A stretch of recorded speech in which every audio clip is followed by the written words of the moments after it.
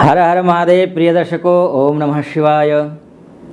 श्रावण मास और पुरुषोत्तम मास की मेरी तरफ से आपको बहुत बहुत शुभकामनाएं। और आज मैं उपस्थित हूँ अर्धवार्षिक राशिफल लेकर के, अर्थात अगस्त से लेकर के दिसंबर के बीच में क्या कुछ होने वाला है, इस विषय पर चर्चा करने वाला हूँ। और इस वीडियो में चर्चा करूंगा मैं वृषभ राशि की, अर्थात वृषभ राशि वालों के लिए ये जो 5 महीने हैं वो कैसे जाने वाले हैं। तो चलिए शुरू करते हैं। जिन व्यक्तियों के नाम का जो पहला अक्षर होता है ई, उ, ए, ओ, वा, वी, वु, वे और वो से नाम शुरू होता है, उनकी जो राशि होती है वो वृषभ राशि होती है। और वृषभ राशि वालों के लिए अगस्त से लेकर के दिसंबर तक का महीना कैसा रहने वाला है, इस विषय पर मैं चर्चा करूंगा। उनके स्वास्थ्य की भी बात करेंगे, उनकी गृह सुख की भी बात करेंगे, वाहन सुख है या नहीं इसकी भी बात करेंगे, प्रेम संबंध कैसे रहने वाले हैं इसकी भी बात होगी। तो शिक्षा का स्तर के भी हम थोड़ा सा मूल्यांकन और अवलोकन करेंगे। विवाह के लिए वर वधु की अगर तलाश कर रहे हैं, वो तलाश क्या पूरी हो पाएगी इन 5 महीनों में, ये भी हम जानेंगे। तो दाम्पत्य जीवन के क्या हाल रहने वाले हैं, कोई उतार चढ़ाव है तो उतार और चढ़ाव में कोई ठहराव आएगा या फिर बस चढ़ाव ही चढ़ाव, यानी कि और ज़्यादा बढ़ने वाला है ये कलह, ये भी हम समझने की कोशिश करेंगे। बिजनेस के क्या हाल रहने वाले हैं, बिजनेसमैन के लिए बहुत सारे मेरे दर्शक हैं ऐसे हैं जो बिजनेस को लेकर के बहुत ज़्यादा चिंताएं व्यक्त करते हैं, उनके विषय में भी बात होगी कि बिजनेस कैसा जाने वाला है। स्टार्टअप के लिए भी और जो स्टेबलाइज जो बिजनेसमैन हैं उनकी भी बात करेंगे, बड़े बिजनेसमैन की भी बिजनेस की भी बात करेंगे, तो छोटे बिजनेस की भी बात करेंगे। तो वहीं पर भाग्य क्या इन सब चीज़ों में साथ देने वाला है, क्या नौकरी में क्या किस स्थिति रहने वाली है, बॉस के साथ में रिश्ते या फिर कलीग के साथ में रिश्ते, या फिर स्थिति क्या है, मन लगेगा नहीं लगेगा काम में, ये भी जानेंगे। धन की स्थिति क्या रहने वाली है इसकी भी हम चर्चा करने वाले हैं। तो ये सब चीज़ें इस वीडियो में हम चर्चा करेंगे। हाँ, ये वीडियो में मैं 2 विधा से बताने जा रहा हूँ आपको। पहले तो मैं वैदिक ज्योतिष से फलादेश करूंगा, उसके बाद जो फलादेश होगा वो नक्षत्र ज्योतिष से होगा। और जब मैं नक्षत्र ज्योतिष से फलादेश करूंगा तो आप देखेंगे कि नक्षत्र के जैसे कृतिका के लिए अलग ही फलादेश होगा, और मृगशिरा के लिए अलग ही फलादेश होगा, और रोहिणी नक्षत्र यानी कि इनके लिए अलग ही फलादेश होगा। लेकिन राशि चूंकि आप कंफ्यूज मत होना, राशि चूंकि वृषभ ही रहने वाली है, यानी कि वृषभ राशि में भी अलग अलग फलादेश होगा। क्योंकि हम डीप जाएंगे, गहराई में जाएंगे, इसलिए इस वीडियो के अंत तक मेरे साथ बने रहिए। अगर वीडियो अच्छा लगा हो चैनल को सब्सक्राइब करना तो बिल्कुल कंजूसी मत करना, और वीडियो अच्छा लगा तो लाइक भी कर देना। और पवित्र महीना चल रहा है, भगवान भोलेनाथ का नाम ले देना कमेंट बॉक्स में जाकर के, या फिर ओम नमो भगवते वासुदेवाय। पुरुषोत्तम मास के लिए भगवान विष्णु का नाम लिख देना, श्रावण मास के लिए ओम नमः शिवाय लिख देना, या फिर कोई सुझाव हो तो वो भी बता देना। तो निश्चित रूप से चलिए बिना विलंब किए विषय पर प्रवेश करते हैं। वृषभ राशि वालों के लिए ये जो 5 महीने हैं वो वैदिक ज्योतिष के हिसाब से बहुत अच्छे जाने वाले हैं। उतार चढ़ाव तो है, देखिए उतार चढ़ाव है, लेकिन अमूमन एक निष्कर्ष निकाला जाए, मैं निष्कर्ष से पहले बता रहा हूँ आपको, चूंकि विस्तार से फिर बताऊंगा मैं आपको क्या कुछ होने वाला है। तो अमूमन देखा जाए तो वो अच्छा है, क्योंकि देखिए शुक्र जो है ये 5 महीनों में 5 बार राशि परिवर्तन करने वाला है। जैसे 7 अगस्त से लेकर के वक्री चल रहा है अभी वर्तमान में, क्योंकि जब अगस्त में प्रवेश करेगा शुक्र ना, अगस्त के महीने में जैसे शुक्र प्रवेश करेगा तो तभी वो वक्री ही है। तो वक्री रहते हुए ही शुक्र जो है अगस्त आ रहा है। तो ये 7 अगस्त को ये यहाँ है वर्तमान में, 7 अगस्त को ये कर्क राशि में पहुंच जाएगा। कर्क राशि में पहुंचने का मतलब ये है कि बहुत अशुभ तो नहीं होगा, क्योंकि कर्क राशि से सीधा जो है आपको भाग्य स्थान को देखेगा, यानी कि आपके स्वास्थ्य के दृष्टिकोण से भी ठीक ठाक दिखाई दे रहा है, ऋण इत्यादि के लिए भी ठीक दिखाई दे रहा है। शत्रु आप पर हावी होने की कोशिश अगर करते हैं तो उनके शत्रु भी आप पर हावी नहीं हो पाएंगे। अगर पैसे का लेन देन कहीं आपने किया हुआ है तो पैसे का लेन देन का भी कोई ना कोई सलूशन निकल सकता है, या फिर आप के लिए कोई ऐसी व्यवस्था हो सकती है जहां पैसे के लिए जो चिंता है वो समाप्त हो सकती है। वैसी स्थिति दिखाई दे रही है। कब तक दिखाई दे रही है?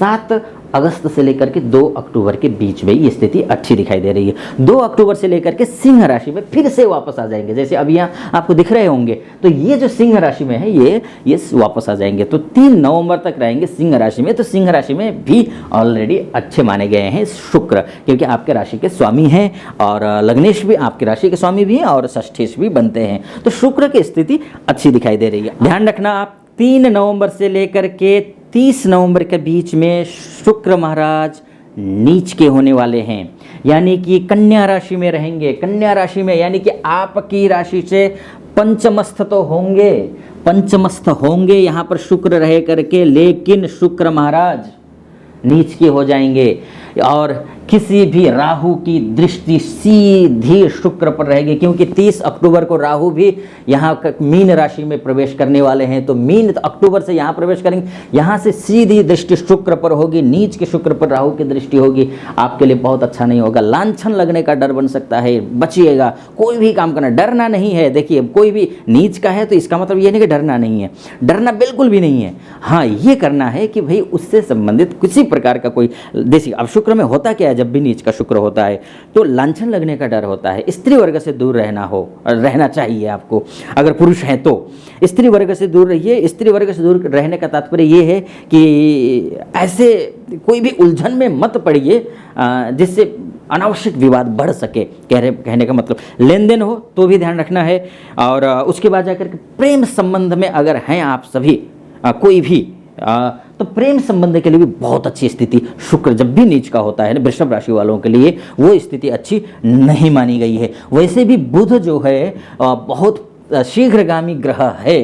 प्रेम संबंध की भी बात जब मैं करूँगा तो तब भी उस विषय पर और ज़्यादा डिटेल में मैं बात करूँगा, लेकिन प्रेम संबंध के लिए भी बहुत अच्छा नहीं माना गया है। पर्सनल लाइफ के लिए भी बहुत अच्छा नहीं माना गया है। दाम्पत्य जीवन में अगर उतार चढ़ाव हो तो भी उतना अच्छा नहीं माना गया है। और अनावश्यक कलह, अनावश्यक रूप से जो है एक कलंक लगने का डर बना रहता है, ध्यान देना है इस दौरान। ये 3 नवंबर से लेकर के तुला राशि में प्रवेश करेंगे और 25 दिसंबर तक रहने वाले हैं। तो ये तुला राशि का शुक्र अच्छा माना गया है, षष्ठस्थ भले ही है लेकिन अच्छा माना गया है। तो ये आपका स्वास्थ्य के लेकर के शुक्र से संबंधित फलादेश हुआ। अब बात कर लेते हैं कि भूमि, वाहन इत्यादि के लिए क्या स्थिति है, इष्ट मित्र क्या आपका साथ देंगे। उसके बाद जाकर के जो है ना किसी के साथ में आपका लेन देन है, वो लेन देन को लेकर के कोई विवाद है तो वो क्या सुलह होने की संभावनाएं उनमें दिखाई दे रही है या नहीं दिखाई दे रही है, इन सब विषयों पे बात करेंगे। तो देखिए स्थिति अच्छी दिखाई दे रही है। किसी भी शनि की दृष्टि लगातार जो है वो सिंह राशि पर है, क्योंकि कुंभस्थ शनि है तो यहाँ पर इसकी दृष्टि है। तो ये यहाँ जो सूर्य की स्थिति है वो ठीक दिखाई दे रही है। कब से कब तक सूर्य की स्थिति दिखाई दे रही है? सारा टाइम ठीक दिखाई दे रही है ज़्यादातर, लेकिन जो ठीक नहीं है वो टाइम मैं आपको बता देता हूँ। 18 अक्टूबर से लेकर के 17 नवंबर के बीच में कोई भी विवाद हो, कोई भी आपको जमीन से संबंधित समस्या हो, कोई भी विवाद हो या फिर कोर्ट कचहरी का मामला हो, इन सारी चीज़ों में आपको विशेष ख्याल रखना है। तो वो कब तक? 18 अक्टूबर से लेकर के 17 नवंबर के बीच में, क्योंकि सूर्य आपके जो है चतुर्देश होंगे वो नीच के हो जाएंगे, षष्ठस्थ होंगे। षष्ठस्थ सूर्य का नीच का होना वहाँ पर ठीक उतना नहीं माना गया है, तो ये आपको ध्यान देना है। उसके प्रेम संबंध की बात कर लेते हैं। तो प्रेम संबंध के लिए जो है ना बुध की स्थिति देखनी जरूरी है। तो बुध की स्थिति अगर देखते हैं, देखिए पूरे महीने में यानी कि पूरे 5 महीनों में ये 6 बार बदलने वाले हैं बुध। 25 जुलाई से लेकर के 1 अक्टूबर तक सिंह राशि में रहेंगे, 1 अक्टूबर से लेकर के 19 अक्टूबर तक ये आपको कन्या राशि में रहेंगे, और 19 अक्टूबर से 6 नवंबर के बीच का जो समय है वो तुला राशि में रहने वाले हैं। तो तुला राशि के सूर्य बुध अच्छा नहीं होते, बस इतना है। बाकी पूरा टाइम अच्छा है बुध की, यानी कि आपके लव लाइफ भी अच्छी रहने वाली है, आपके जो प्रेम संबंध है वो तो अच्छे रहेंगे ही और दिखाई दे रहा है। उसके साथ में शिक्षा का स्तर भी अच्छा रहने वाला है और आपका संतान सुख भी आपको मिलता हुआ दिखाई दे रहा है। तो ये स्थिति बनती है। तो ये जो प्रेम संबंध, शिक्षा और संतान सुख के लिए भी अमूमन ये जो 5 महीने हैं ठीक दिखाई दे रहे हैं। जो मैंने आपको कहा थोड़ा सा उस टाइम ध्यान देना है वो आप ध्यान देना, बाकी कोई समस्या, कोई दिक्कत वाली बात यहाँ पर नज़र नहीं आती है। अब बात कर लेते हैं, हाँ, बुध वक्री और अस्त भी हैं, लेकिन बुध वक्री होना बहुत ज़्यादा मायने रखता नहीं है। तो इसलिए इसके विषय में ज़्यादा जो है ना चर्चा करने से कोई फायदा है नहीं। तो बुध की स्थिति ऐसी है। तो अब आते हैं मंगल की स्थिति पे आते हैं, यानी कि आपके दाम्पत्य जीवन कैसे रहने वाला है, व्यवसाय कैसा रहने वाला है, इन चीज़ों को लेकर के देखते हैं। तो मंगल की स्थिति जो है ना बहुत अच्छी दिखाई दे रही है। देखिए मंगल अस्त कब से, वैसे अमूमन ठीक है। देखिए मंगल नीच का था, उससे निकल करके आए हुए हैं, अभी बहुत अच्छी स्थिति में है। तो मंगल की स्थिति बहुत अच्छी दिखाई दे रही है, क्योंकि दाम्पत्य जीवन देखना हो या फिर आपका खर्चा कितना होगा ये देखना, बिजनेस देखना हो, मंगल अच्छा है। कब से, लेकिन ध्यान कब से कब तक रखना है आपको मंगल का? जब अस्त मंगल होगा तब। अस्त कब हो रहा है? 14 सितंबर से लेकर के 21 जनवरी 2024 तक मंगल अस्त है। तो इस दौरान आपको खासकर आप कोई भी काम करना हो सोच समझ के करना है, बिजनेस भी करना हो तो भी सोच समझ के करना है आपको, किसी को आप लेन देन का व्यवहार करना है वहाँ भी आपको समझ करके करना है। दाम्पत्य जीवन में किसी भी प्रकार का कोई कलह हो रहा हो तो उस कलह को भी दूर करने की कोशिश करनी है। कोर्ट कचहरी से जितना दूर रह सके आपको रहने की कोशिश करनी है। भूमि से संबंधित कोई विवाद चल रहा हो तो भी आपको सावधानी बरतनी है। अगर आप इन सब चीज़ों से पीड़ित हैं तो कृपा करके आप हनुमान चालीसा का पाठ कीजिए, आपको निश्चित रूप से बहुत अच्छा लाभ उसका मिलने वाला है। तो हनुमान जी का पाठ करने के लिए मैं सलाह दूंगा यहाँ पर, अगर ये चीज़ें विपरीत चल रही हो तो। चलिए अब बात कर लेते हैं, आपका पैसा कितने आने वाला है, पैसा आने वाला है नहीं है, क्या कुछ है, बिजनेस चलेगा नहीं चलेगा, वो तो मैंने आपको बताया बिजनेस की स्थिति ठीक है, लेकिन पैसे की स्थिति क्या है। कभी कभी होता क्या है कि बिजनेस भी अच्छा खासा चल रहा होता है, बिजी रहते हैं बिजनेस में, लेकिन पैसा नहीं आ रहा होता है, वो स्थिति बनती है। वो स्थिति है या नहीं है, तो ऐसी स्थिति में देखिए मैं आपसे ये कहूँगा कि 30 अक्टूबर से लेकर के जो स्थिति बनती है वो पैसे के लिहाज से आपके लिए शानदार है, बहुत ही बढ़िया है। 30 अक्टूबर से लेकर के अच्छा है, लेकिन जो रिजल्ट दिखेगा ना आपको, वो रिजल्ट आपको 29 नवंबर के बाद दिखेगा। 29 अक्टूबर से परिवर्तित तो राहु तो चेंज हो जाएगा, चूंकि आपकी ही राशि में आने वाला है राहु, और आपकी राशि में अर्थात आपकी राशि से एकादशस्थ आने वाला है, यानी कि धन भाव में ही आने वाला है। तो धन भाव में आने का राहु ठीक होता है, एकादशस्थ राहु को शुभ माना गया, अच्छा माना गया है, रिजल्ट अच्छा देता है, ये पैसा भी देता है, अचानक धन वृद्धि करवा देता है, अचानक पैसे आने के योग बनते हैं। लेकिन हाँ, राहु है, बहुत ज़्यादा भरोसा कर भी नहीं सकते, इसलिए कटिबद्ध मेहनत करनी है। तो मेहनत करेंगे तो निश्चित रूप से अच्छा हो जाएगा। बृहस्पतिवार के दिन गुरु महाराज की पूजा अर्चना करना बिल्कुल भी मत बोलना। अगर पैसे से संबंधित दिक्कत आ रही हो तो ये आप करेंगे तो पैसे से संबंधित दिक्कत भी आपकी समाप्त हो जाएगी। अब बात कर लेते हैं कि आपका भाग्य कितना अच्छा है। उससे पहले बात कर लेते हैं राहु की स्थिति को, मैंने संक्षिप्त में इससे पहले कहा शायद। तो राहु देखिए 30 अक्टूबर को राहु यहाँ से, यानी कि द्वादशस्थ राहु एकादशस्थ हो जाएगा। एकादशवां होने का सीधा सा मतलब ये है कि यहाँ शुभ होगा राहु की स्थिति, लेकिन रिजल्ट अच्छा 29 नवंबर से मिलेगा। इससे पहले भी मैंने कहा ये। अब केतु जो है यहाँ से देखिए कन्या राशि में प्रवेश करने वाले हैं। तो कन्या राशि का जो केतु होता है पंचमस्थ केतु है, तो 30 अक्टूबर से लेकर के तो पंचम में जब केतु जाएगा तो पंचम का जो केतु होता है वो थोड़ा सा आलस्य पैदा करता है, किसमें, गलतफहमी पैदा करता है, लव लाइफ में गलतफहमी पैदा करेगा। शिक्षा को लेकर के जो है ना थोड़ी सी उनको लगता है कि जितना उनको आता नहीं है उससे अधिक कॉन्फिडेंस हो जाता है कि मुझे कुछ ज़्यादा ही आता है, तो ये गलतफहमी में रह जाते हैं। तो संतान से संबंधित भी आप अपने बच्चे पर भी बराबर ध्यान दीजिए। आपको लगेगा कि बच्चा तो मेरा बहुत तेज़ है, बहुत अच्छा है, बहुत बढ़िया, लेकिन कहीं ना कहीं गड़बड़ हो रहा होता है, कहीं ना कहीं कुछ ना कुछ कमियां रहती हैं बच्चों में भी। तो ये चीज़ें आपको ध्यान देनी है। तो राहु और केतु की स्थिति है। तो भाग्य की बात कर लेते हैं, शनि महाराज की बात कर लेते। तो शनि महाराज तो देखिए शतभिषा नक्षत्र में है, बहुत अच्छी स्थिति में बैठे हुए हैं, अपने आपके केंद्रेश भाग्येश होकर के, केंद्र में बैठना, केंद्रेश होकर के शनि का केंद्र में ही बैठना, शतभिषा नक्षत्र में मूल त्रिकोण का होकर के बैठना शुभ है, बहुत अच्छा है। यानी कि कुछ कमियां हैं, जैसे कि मैंने आपको कमियां बताया, कुछ दिन बताया कि ये दिन बचना चाहिए, बाकी दिन आपके लिए भाग्य आपके साथ है। बस जरूरत है मेहनत करने की, वो मेहनत करने में आप बिल्कुल भी पीछे मत हटना। चलिए अब बात कर लेते हैं नक्षत्र राशि की, क्योंकि वैदिक ज्योतिष के हिसाब से लगभग मैंने संक्षिप्त में ही सही कहना बहुत कुछ चाहता था, लेकिन बस समय का अभाव रहता है तो बहुत कुछ कहना चाहते हुए भी नहीं कह पा रहा हूँ। लेकिन खैर ये संक्षिप्त में जो मुझे लगा उचित वो मैंने कहा। अब बात कर लेते हैं नक्षत्र ज्योतिष की। कि नक्षत्र ज्योतिष में सबसे पहले बात कर लेते हैं कृत्तिका नक्षत्र के। कृत्तिका नक्षत्र अब आपका ध्यान जो है स्क्रीन पर होना चाहिए, क्योंकि जब मैं नक्षत्र ज्योतिष की बात करूंगा तो सबसे पहले आपको दिख रहा होगा कि स्वास्थ्य, गृह सुख, वाहन सुख, प्रेम संबंध, शिक्षा, विवाह, दाम्पत्य जीवन, बिजनेस, भाग्य, नौकरी, धन लाभ, ये सारी बिंदुओं पर अगर मैं कहूँ कि ये इस पीरियड से लेकर इस पीरियड तक खराब है तो समझ लीजिए इन सारी चीज़ों में खराब है। मैं बोलूँगा कि अच्छा है इस टाइम पर, तो इन सारी बिंदु जो ऊपर लिखे हुए हैं उन सारी बिंदुओं में अच्छा है। तो ये आपको समझना होगा, क्या जो ऊपर लिखा सारी बिंदुओं पर। चलिए बात कर लेते हैं सबसे पहले कृत्तिका नक्षत्र के, जिनका नामाक्षर ई, उ और ए से शुरू होता है, उनका कृत्तिका नक्षत्र होता है। कृत्तिका नक्षत्र के हिसाब से वर्तमान में, यानी कि सबसे पहले 2 महीनों की बात कर लेंगे, अगस्त की बात करूंगा, सितंबर की बात करूंगा, क्योंकि अगस्त और सितंबर दोनों महीने में शुक्र जो है ना वो आश्लेषा नक्षत्र में ही है, क्योंकि वक्री है, वक्री होकर के यहाँ पहुंचे हुए हैं, यहाँ कर्क राशि में है, यानी कि आश्लेषा नक्षत्र में विराजमान है। 2 महीने पूरे रहेंगे। कब तक, कब से कब तक रहेंगे?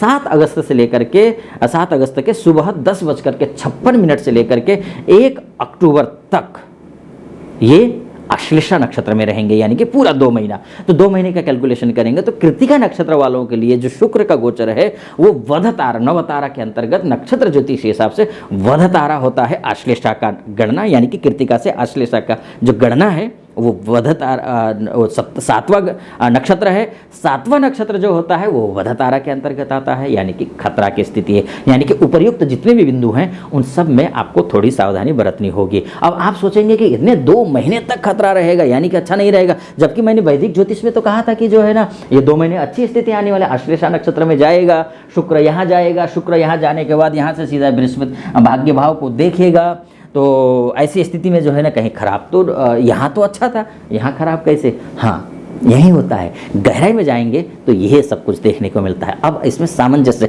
यहाँ पर पड़ती है, ज्योतिषी की जरूरत यहाँ पर पड़ती है, अच्छे अनुभवी ज्योतिषी की जरूरत। यहाँ पर एक कैलकुलेशन सही निकलना चाहिए। अब करना क्या है, किसकी पूजा करनी है ना? ये 2 महीने इधर तो खराब है भाई, यानी कि तो ऐसी स्थिति में करना क्या है? दुर्गा जी की पूजा करनी है आपको।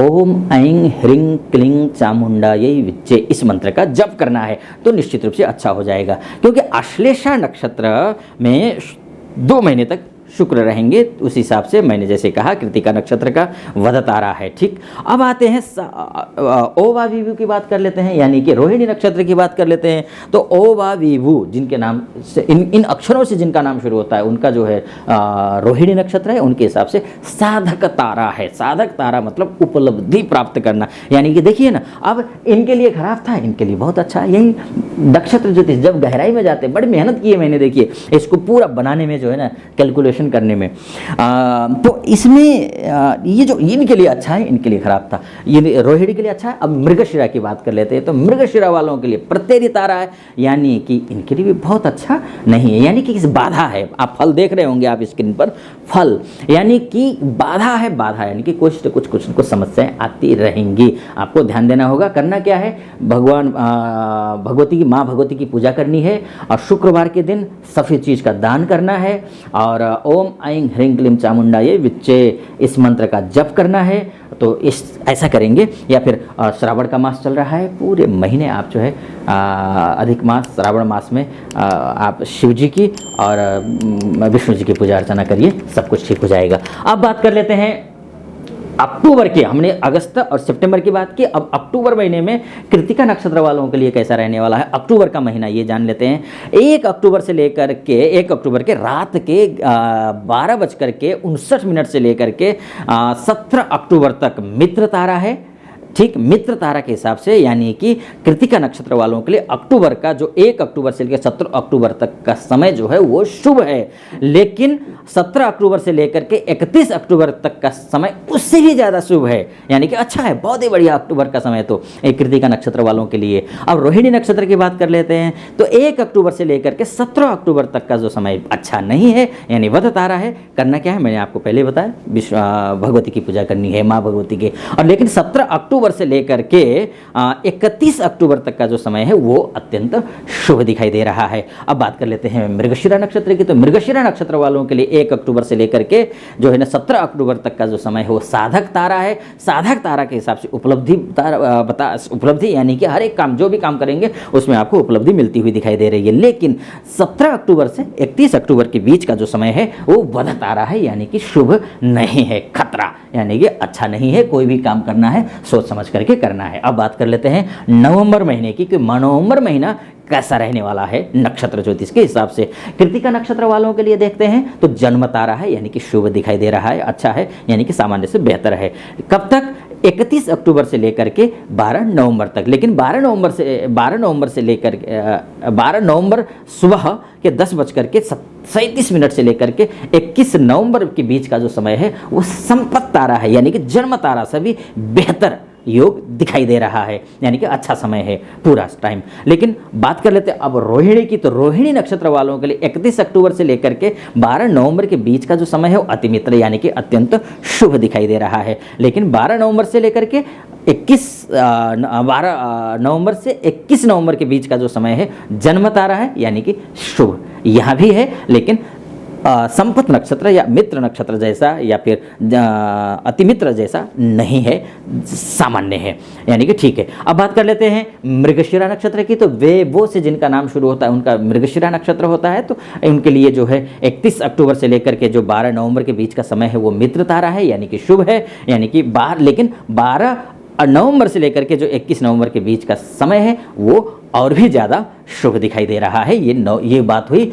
नक्षत्र ज्योति के हिसाब से नवंबर महीने की। तो अब बात कर लेते हैं दिसंबर महीना कैसा रहने वाला है। तो दिसंबर महीना जो है कृतिका नक्षत्र वालों के लिए देखिए विपद तारा है। कब से कब तक? 21 नवंबर से लेकर के जो 21 नवंबर 8:30 से लेकर के 5 दिसंबर तक का जो समय है, मैं दिसंबर महीना जरूर बोल रहा हूँ लेकिन 5 दिसंबर को टच किया इसलिए मैंने दिसंबर महीना कहा, लेकिन 21 नवंबर से लेकर के 5 दिसंबर तक का जो टाइम है कृतिका नक्षत्र वालों के लिए विपद तारा है यानी कि शुभ नहीं है। ये दिन थोड़े ही दिन है, 14 दिन है, लेकिन ये उतना अच्छा नहीं है, सावधानी बरतनी है आपको। लेकिन रोहिणी नक्षत्र वालों के लिए भी देख लेते हैं कि रोहिणी नक्षत्र वालों के लिए क्या स्थिति है। तो इनके लिए 21 नवंबर से लेकर के 5 दिसंबर के बीच का जो समय है वो संपत्ति तारा है यानी कि शुभ है, अच्छा दिखाई दे रहा है। मृगशिरा नक्षत्र वालों के लिए 21 नवंबर से लेकर के 5 दिसंबर तक का जो समय है सामान्य से थोड़ा सा बेहतर नजर आता है। अब पूरी तरीके से बात कर लेते हैं साल का अंतिम महीना अर्थात दिसंबर की बात कर लेते हैं।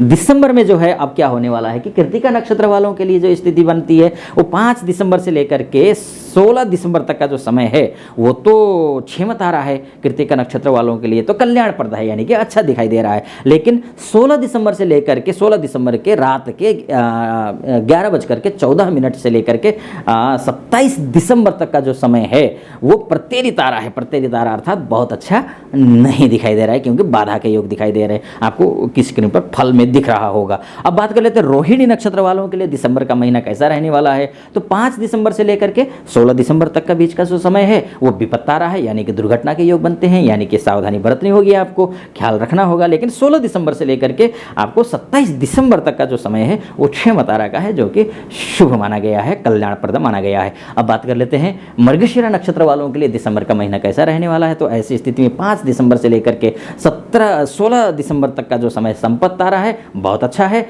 लेकिन 16 दिसंबर से लेकर के साल के अंत तक यानी कि 27 दिसंबर तक का जो समय है वो विपद तारा का बनता है यानी कि बहुत अच्छा नहीं है, सावधानी बरतनी होगी। लेकिन 27 दिसंबर के बाद का जो समय है वो शुभ दिखाई दे रहा है यानी कि नववर्ष आपके लिए शुभ रहने वाला है। यानी कि ये हुआ मित्रों वैदिक ज्योतिष और नक्षत्र ज्योतिष के हिसाब से फलादेश। भरसक कोशिश की कि कम शब्दों में आप तक ज़्यादा से ज़्यादा जानकारी पहुंचा सकूं। आपको वीडियो कैसा लगा, अच्छा लगा हो तो चैनल को सब्सक्राइब करना, लाइक करना और कमेंट करना बिल्कुल मत भूलना। अभी अनुमति दीजिए। नमस्कार, ओम नमः शिवाय।